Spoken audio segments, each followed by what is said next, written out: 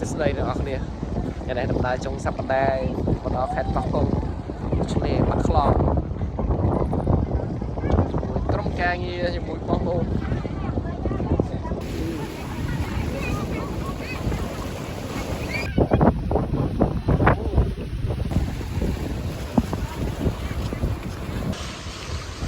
នេះខ្យល់ខ្លាំងលោកខ្លាំង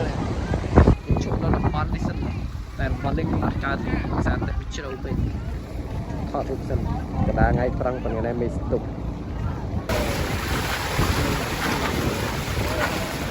លោកព្រមអញ្ចឹងអើយមកកែបពុកក្តាមកកែបពុកក្តាកោះកុង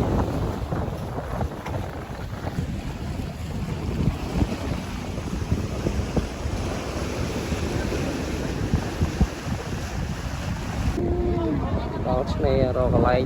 ជោគគួយទៀត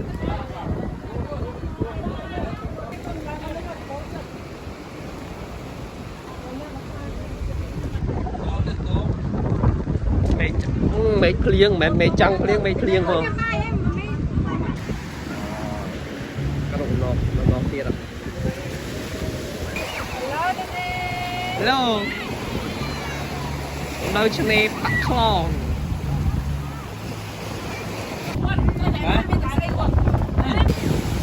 លោកត្រឹមមក2ជាវ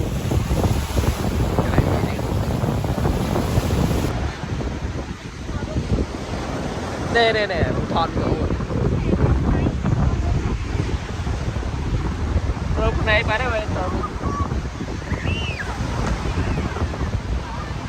បាយមួម៉ាដល់នេះលេងហ្នឹង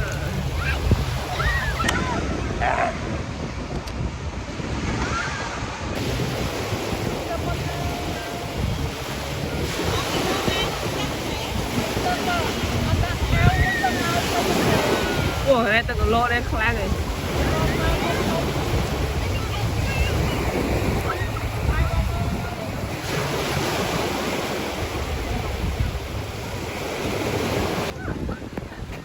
អូមិនភ្លៀងបាត់ហើយសើមក